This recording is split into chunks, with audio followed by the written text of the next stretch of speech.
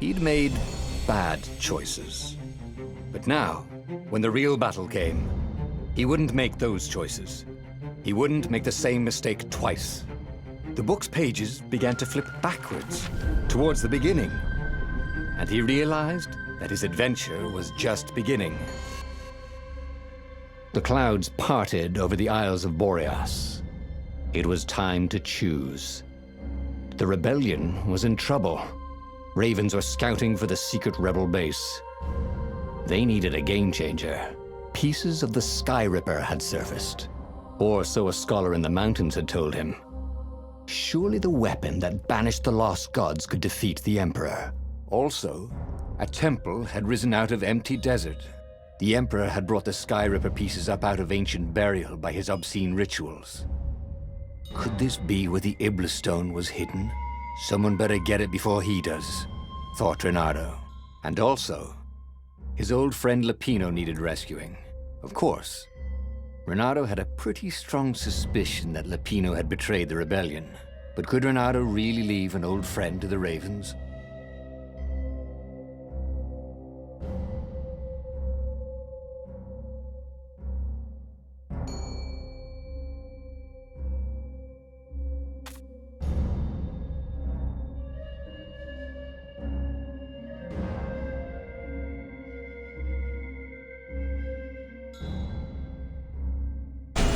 Every child knew about the Skyripper. The Transcendent Emperor had buried its pieces. What could have brought them to light? This Emperor, Isengrim III, had once been kind, but he'd gone mad. And now he was conducting secret, obscene rituals to bring back the lost gods.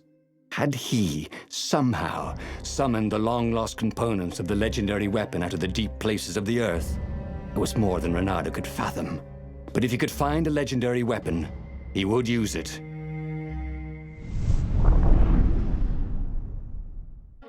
As he set foot on the island, Reynardo couldn't help feeling a bit curious. Was Lapino still waiting to be rescued? No. He was probably drinking champagne with the ravens. Did ravens drink champagne? Did rabbits? Reynardo felt oddly thirsty, come to think of it. Why had he chosen the Skyripper? Reynardo never made plans that required constant vigilance. He was a hero. He didn't think too much. He just went with his gut and hoped it all worked out. The Skyripper was a long shot. He'd have to devote himself to it. No side journeys, no rescuing old friends. That was against his nature. Could he stick with it?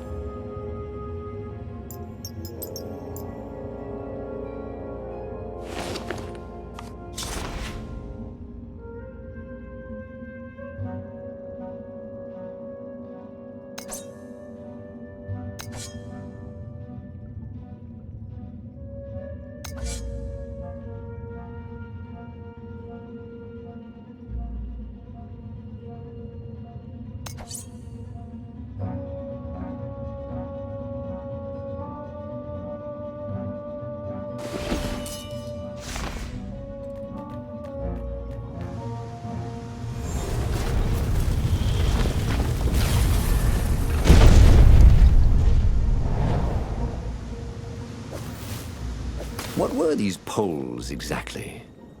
Parking meters from the time of the lost gods?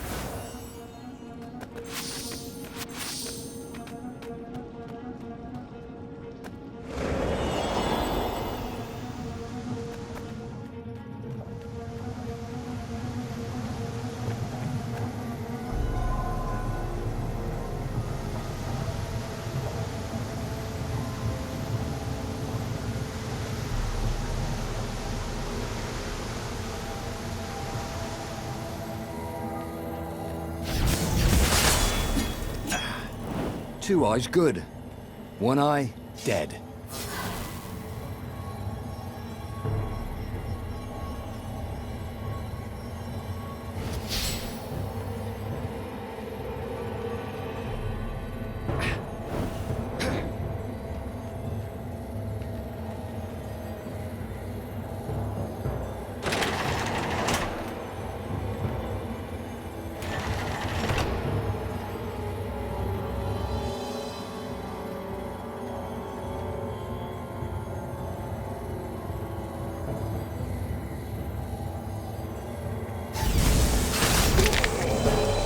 Where was the cake? He'd been promised cake.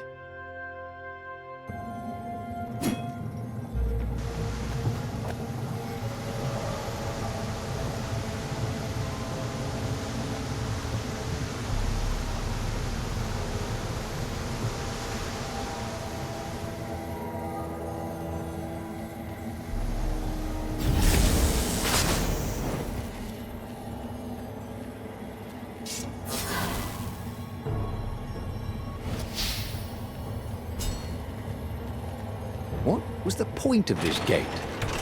Did they think no one would notice the lever?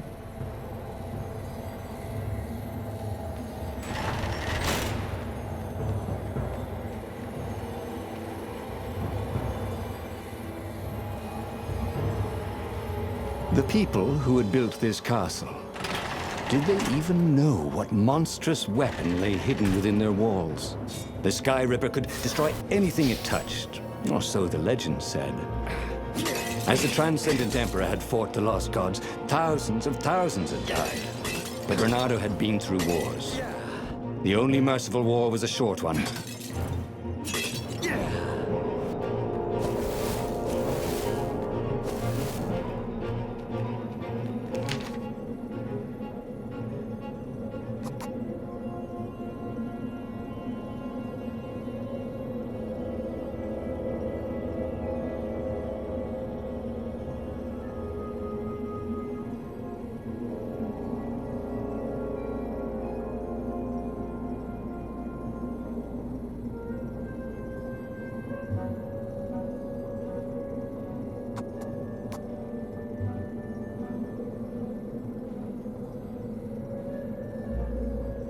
Well, he'd always wanted to do that.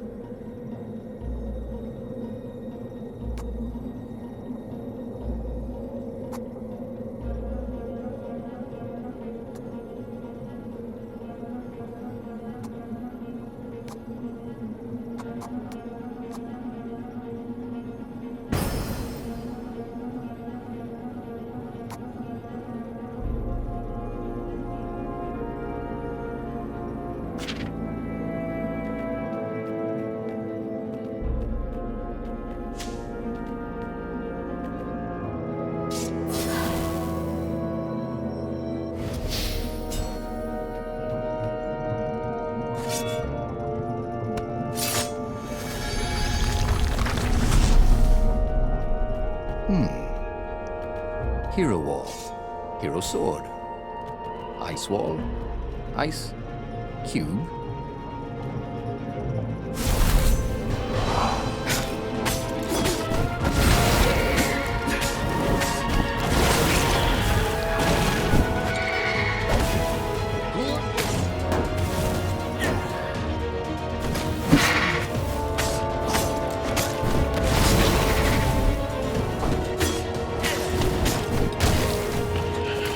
Over here.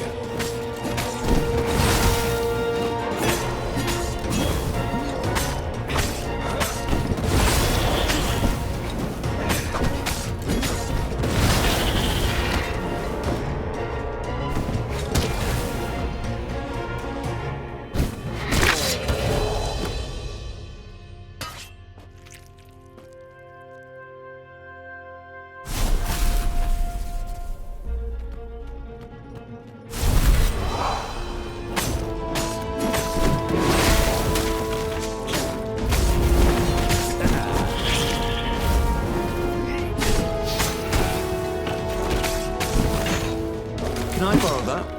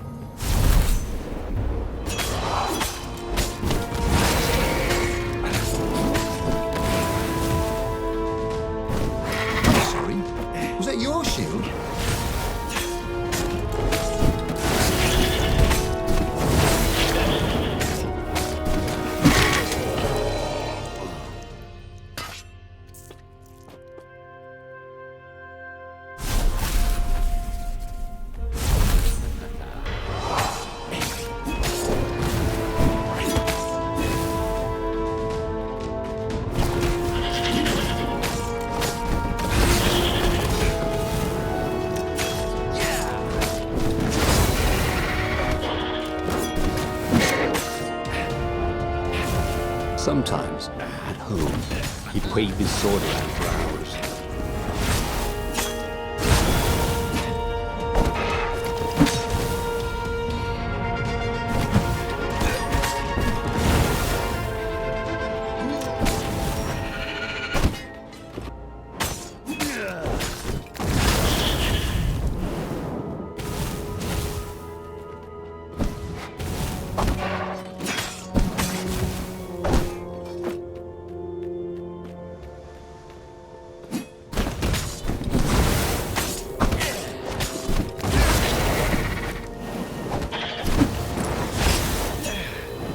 Fishy?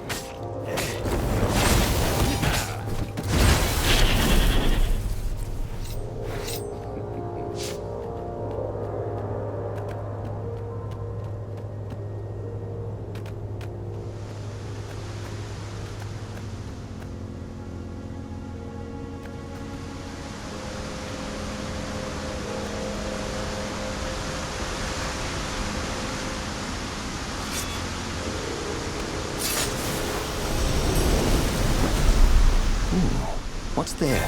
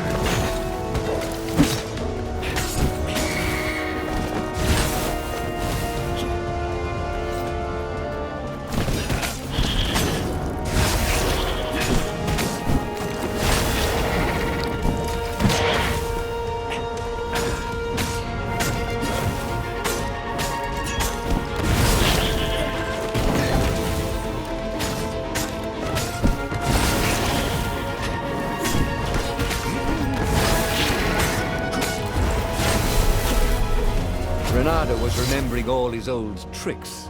And some new ones. Now, he really ought to ask for a raise.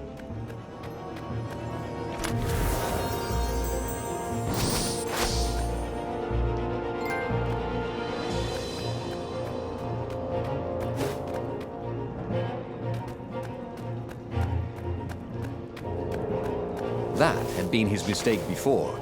Trusting his old friend Lapino, who'd been through so many battles with him and shed so many heartaches, who he'd rescued so many times. What was up with that guy anyway?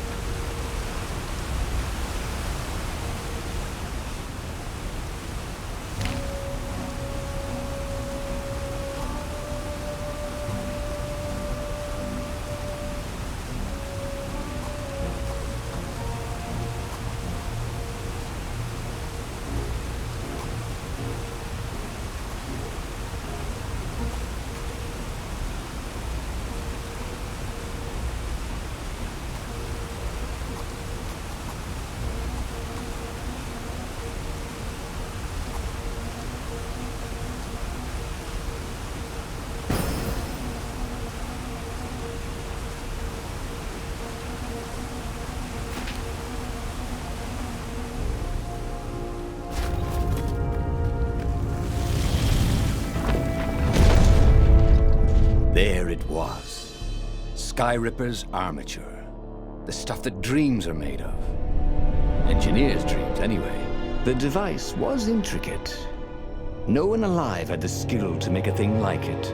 How was it part of a weapon at all?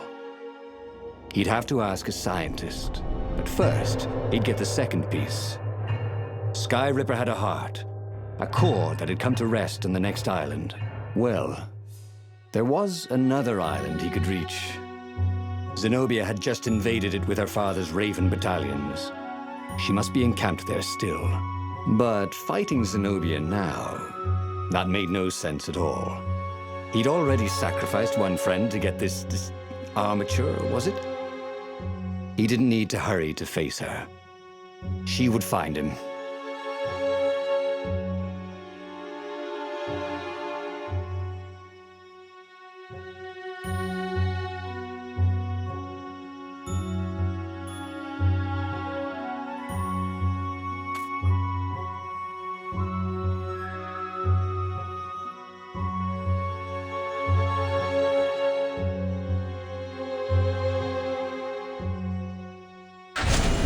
It was a no-brainer. He'd sacrificed his old friend Lapino to get the armature. And the armature was useless by itself, only a series of coils and wheels. War demanded sacrifices, and he would make more before the end. He would have to choose the greatest good, no matter how much it cost him. Zenobia. Well, he would see her sooner or later, across a battlefield or a sword's point before all this was over. He was sure of that. The power was in the core. Obviously, he had to get the core.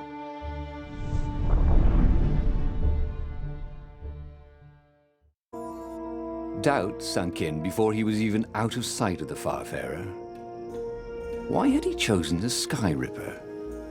It was the sort of path he'd always avoided. The path of responsibility, of seriousness. Had he grown up?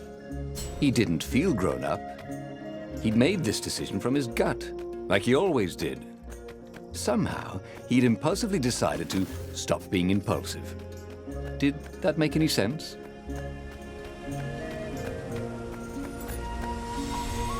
The waterfall was spectacular. Well, you had to enjoy these things as they came. We pass this way but once.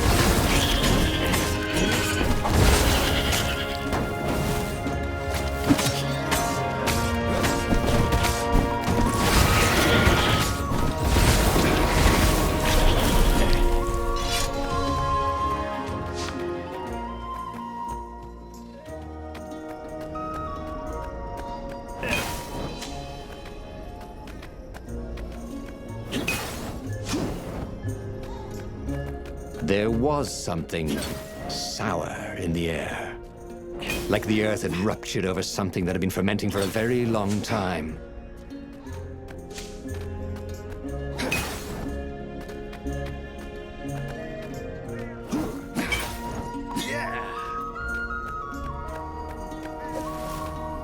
You almost never saw wild gogglers together like this. The toads had to train them not to peck each other to death. So these had to be imperial gogglers. That meant ravens were up ahead.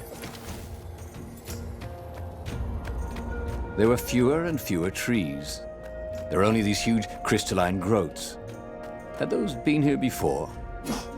He no longer heard birds except for the feverish cawing of the ravens when they attacked. He couldn't smell the small animals of the forest, the mice and rabbits.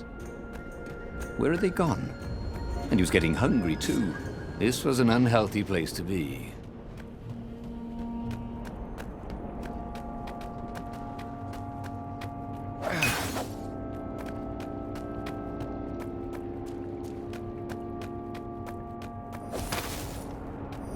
He was sort of yanking his own chain, wasn't he?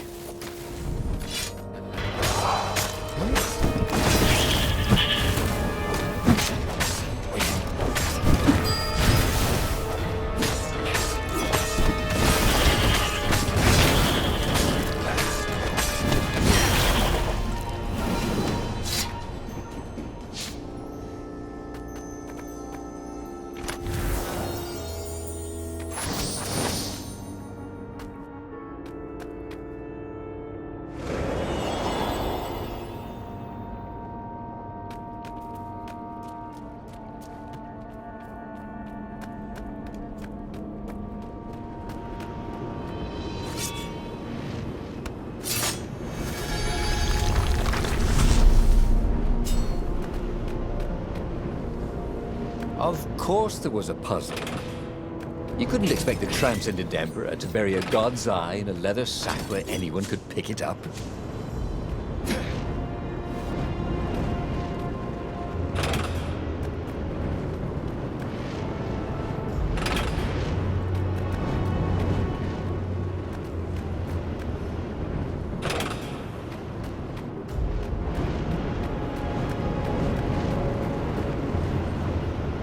As for the gate, well, you could take her or leave her.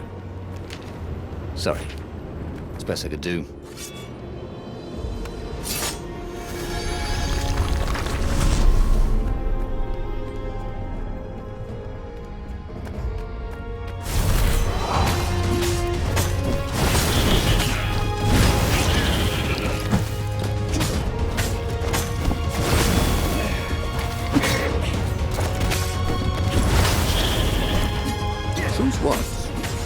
Really like the sound a sword made in the air.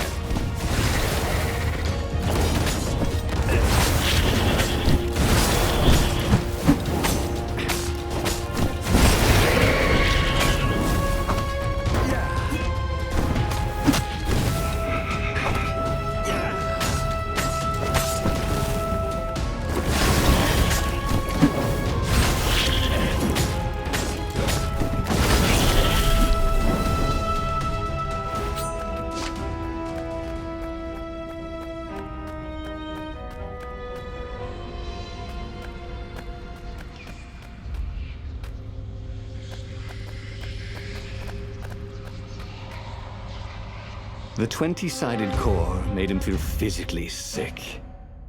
Once he had sneaked into a temple of the dark arts, and he hadn't liked what he smelt and saw there. This felt like that. As quick as he could, he wrangled the icosahedron into the armature. The wheels began to spin, then glow. The sick feeling quickly spun away. Now he only felt sad. He had lost good friends for this war apparatus. Maybe Lapino wasn't such a good friend. Yeah, that made him feel better. He carried his prize back to the Farfarer. Now, he had to make his next move. There was a key Imperial outpost on the Nexus. If this really was some sort of super weapon, he could use it to wreak havoc on the enemy. And if it wasn't, well, better to know that before the final battle. But maybe he should show it to some scientists first. There was an observatory on the Nexus. Maybe he should go there before he fired it.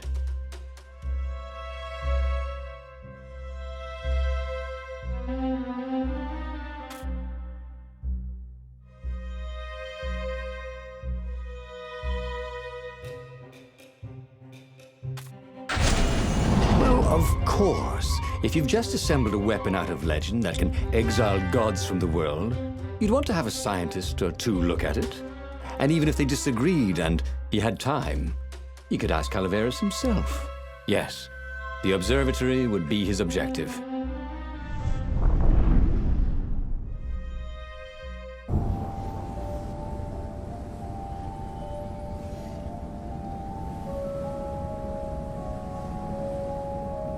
Why had the parts of the Skyripper only surfaced now, thousands of years after the Transcendent Emperor had dismantled it? The mad Emperor Isengrim had performed terrible, bloodthirsty rituals to invoke the lost gods. Was that why these ancient artifacts were rising out of the ground?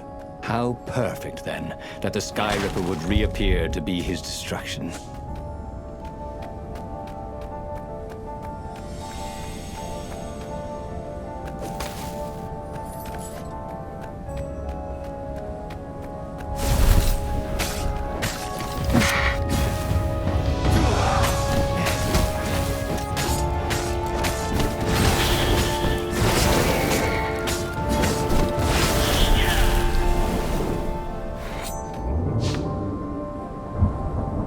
What did you do if one of these platforms stalled?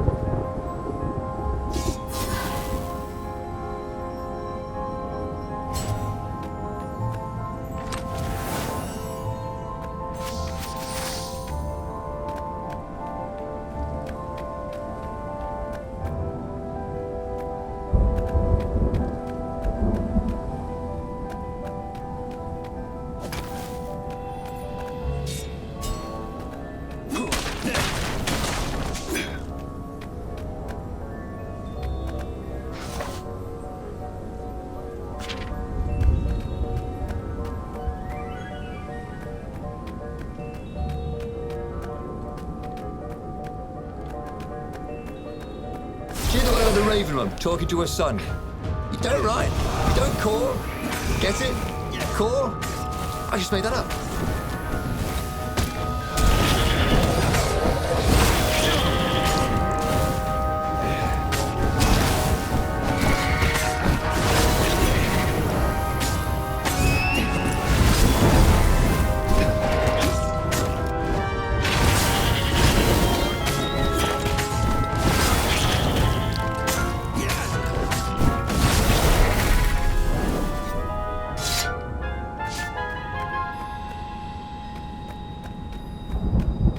A legendary weapon was exactly what the rebellion needed. They were outnumbered. The once kind emperor had become a tyrant. But his ravens stayed loyal, for he fed them his victims, and the other animals were too frightened to rebel. Reynardo shuddered at what the emperor was trying to do. To bring back the lost gods, the Black Harvest, the Black Sun? No. He would stop that toad, no matter what the risk.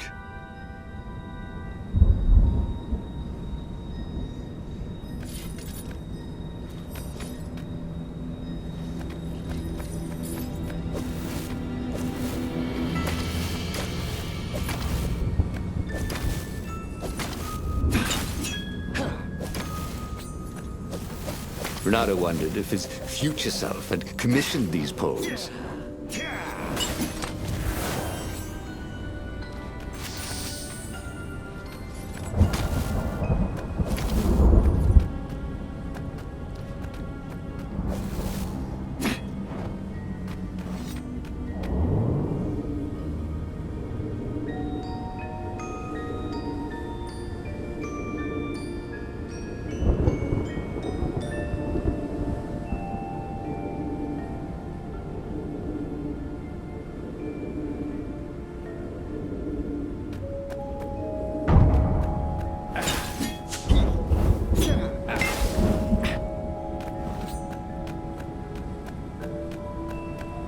Reynardo had found his game changer.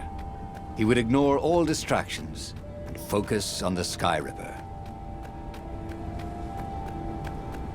Hey!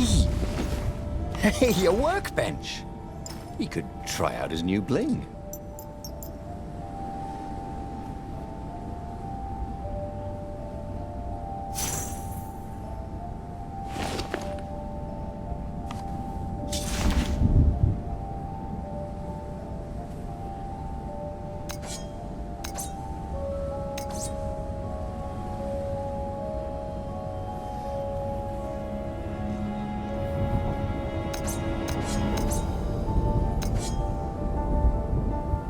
This sword from the frigid north was really useful for making popsicles and birdsicles.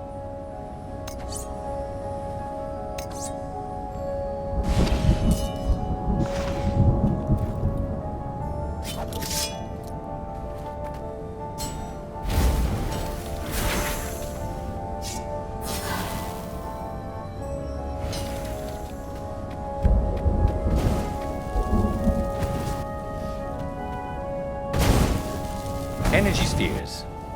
Easy to dodge, but boy do they sting if you didn't pay attention.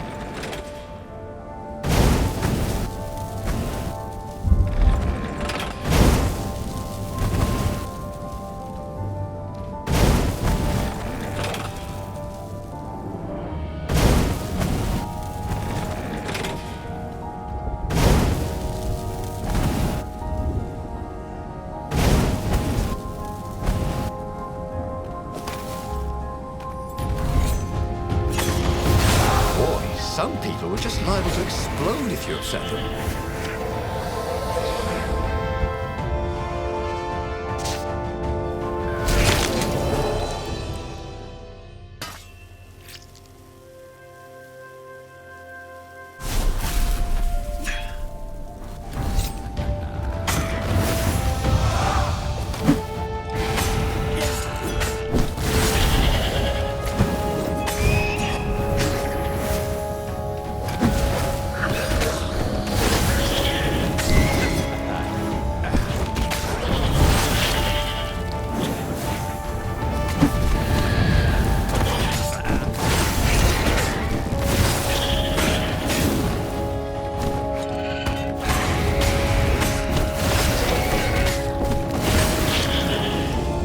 In a swirl of newly remembered knowledge, he needed to focus.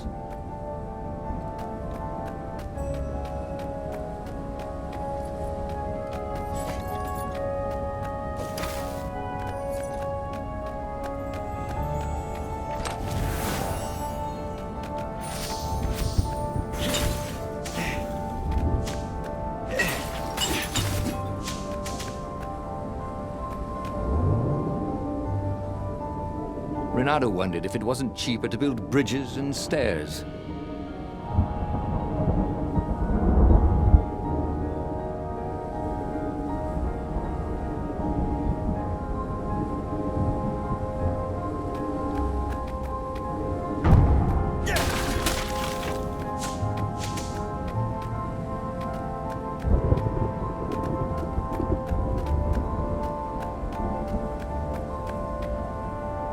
Reynardo was thrilled.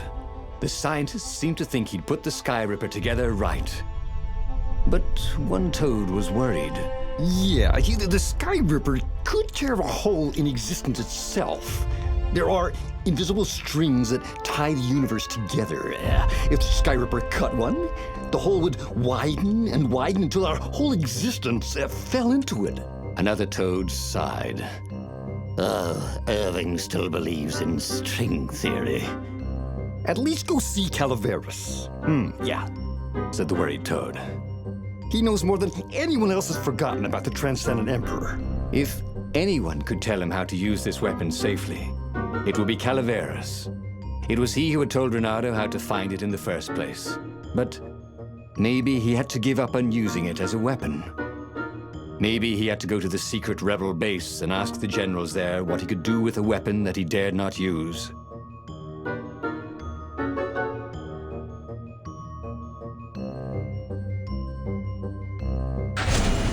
Well, he should should have known he'd have to consult Calaveras again. The scientists at the observatory were smart enough. But what did they know of the Transcendent Emperor? He hoped it wouldn't delay him too long. The rebels had scheduled the final battle soon. Every day they delayed risked the exposure of the secret base. And some soldiers were already drifting back to their homes and families. Calaveras would fix the Skyripper for him. And then he would win the final battle.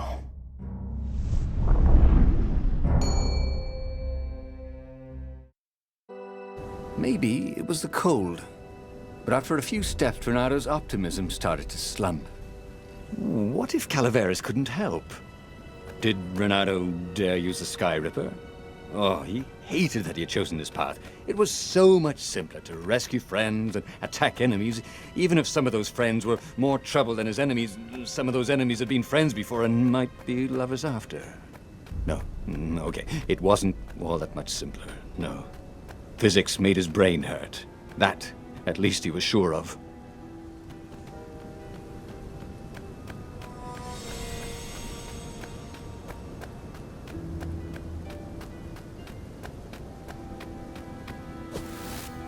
That was always a rush.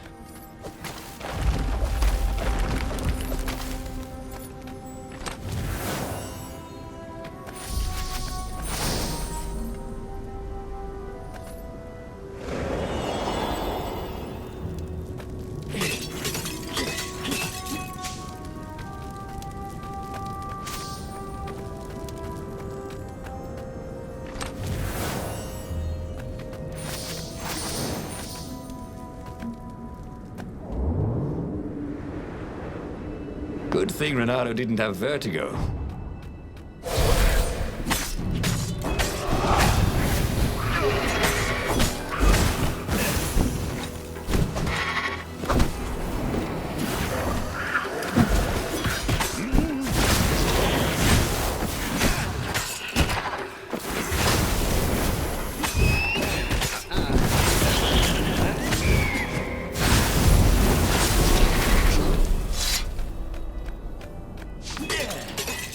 Tried to focus on the now. The ravens who seemed everywhere all the time. Where did they hatch from? Were there giant raven hatcheries somewhere, or did they have families? Ooh, he didn't want to think about raven mummies raising their darling raven chicks.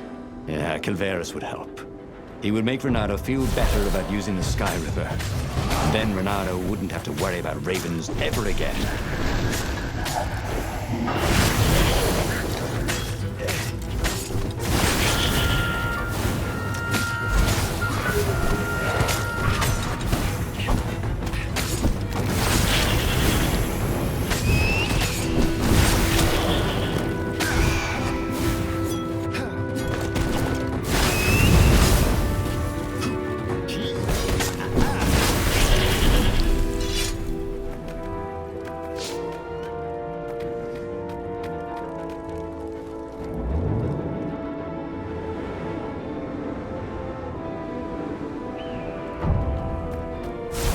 Before I kill you guys, Reynardo said, do you know if you know where I can get a good smoothie around here?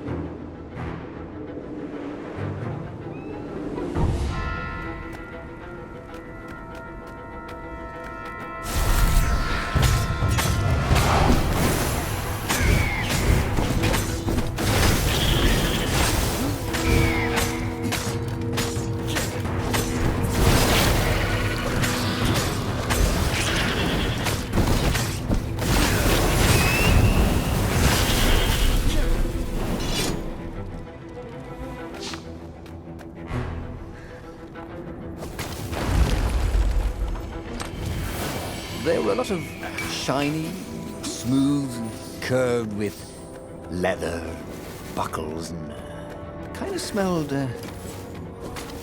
You know what? Never mind. Yes, there was also ore and other useful stuff. Let's focus on that, shall we?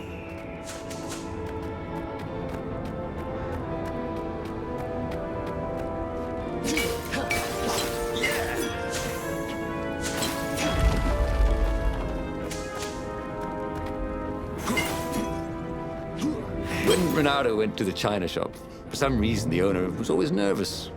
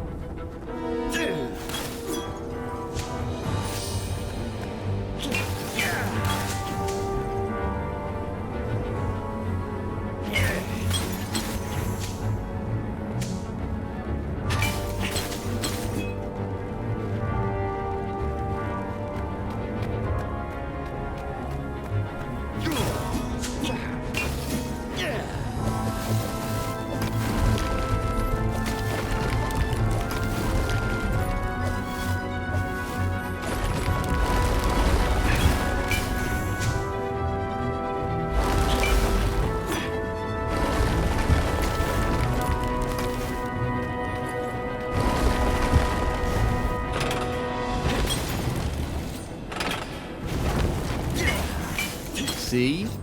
With enough leverage, you could go anywhere.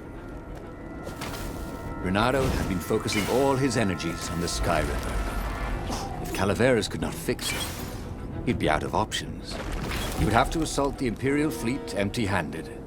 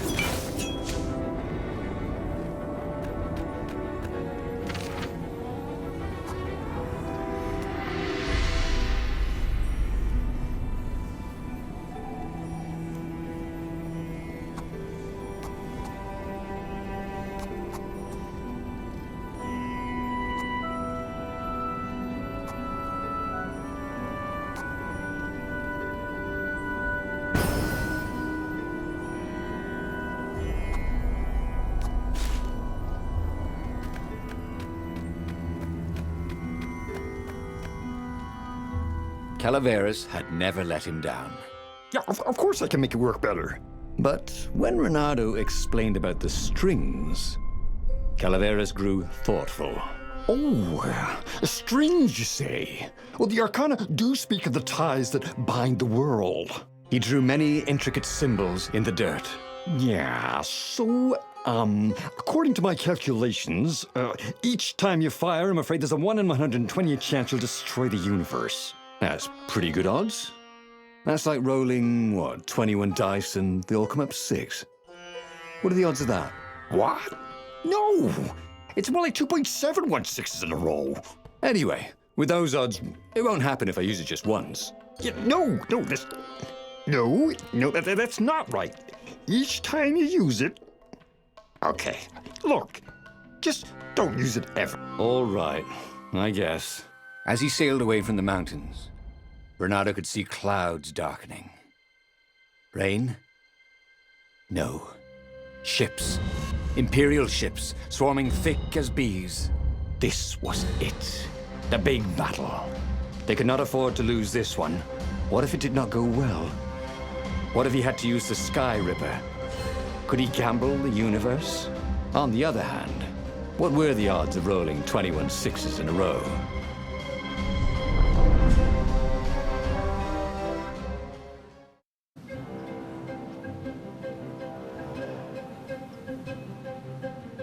The battle was not going spectacularly well. What had the rebels been thinking? They'd been thinking he would bring the Skyripper, or the Iblastone, or that he'd sideline Zenobia somehow, or turn her. Couldn't he use the Skyripper just once? After all, if chances were 1 in 128, that meant he'd for sure be okay the first time. They'd get worse each time he used it, but the first time would be okay, right? He wasn't sure that it was right. So he didn't fire the Skyripper. He just brought it along, in case.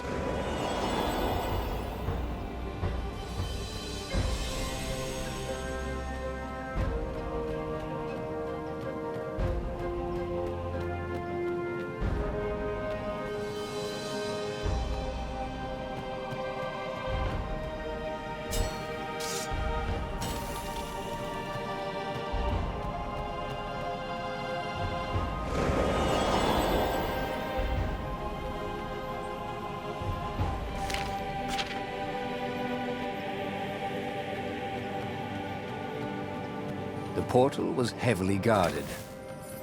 It must go someplace they really didn't want him to go.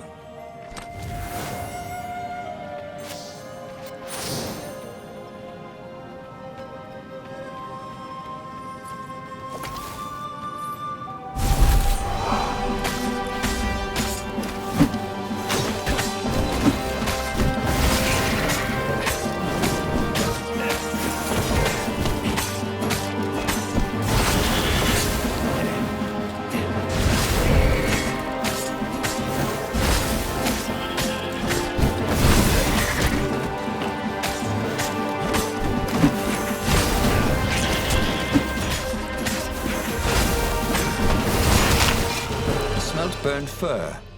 His.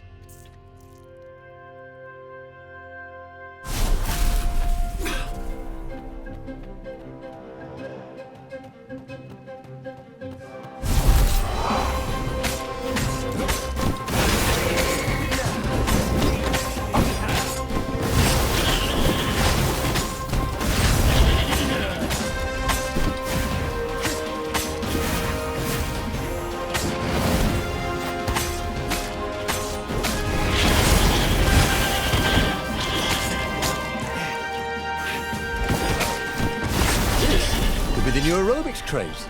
Am I right?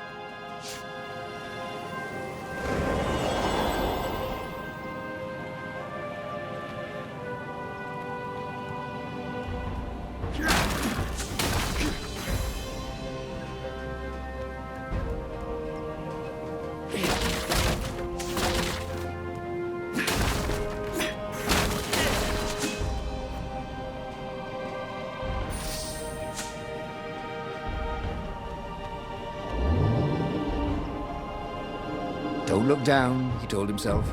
Don't look down.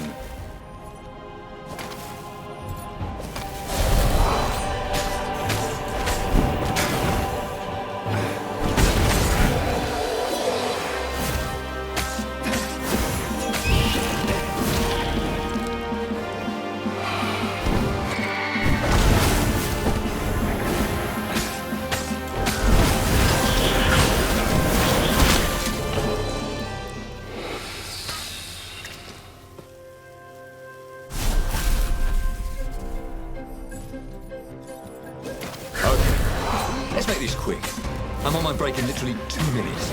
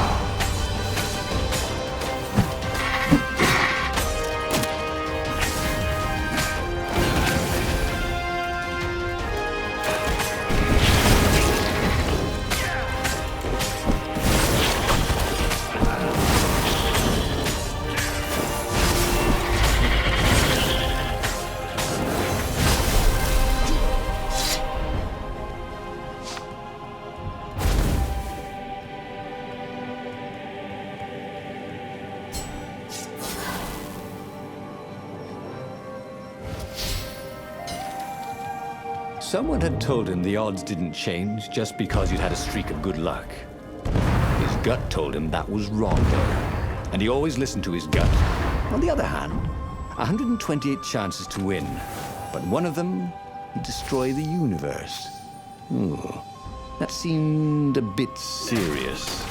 Maybe he could defeat the Emperor without firing the Skyripper. Maybe he could bluff, but with a real weapon. Like in cards, when you had 3 knaves, but you pretended you had a fizz-bin. That could work.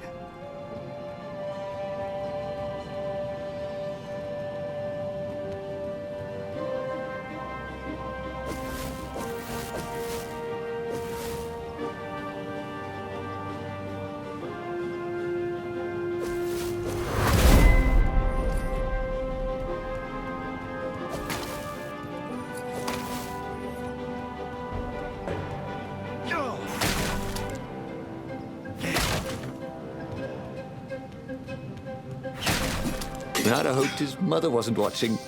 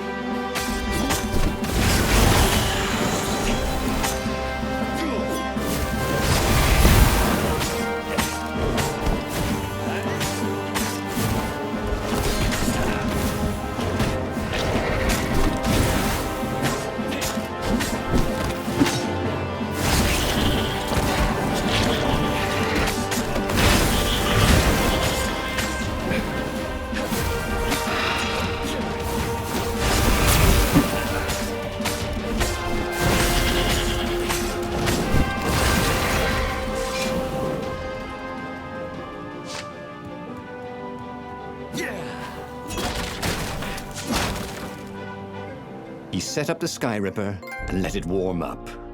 He would bluff if he had to. Zenobia came out, flanked by a very daunting platoon of ravens. You won't actually use that, she said in that annoying, I know everything because I'm a cat and you know nothing because you're just a fox voice she had. Or I know the odds. Good, because there's a real chance you could destroy the universe. No, not the first time I use it. The odds are too low. What? No? Yeah, sure. The first time, the odds are practically nothing.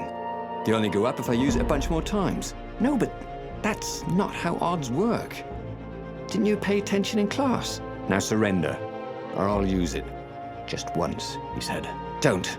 He felt sure the odds were with him. You have to go with his gut. That's what heroes do. Fire, he said. Please? The Skyripper fired.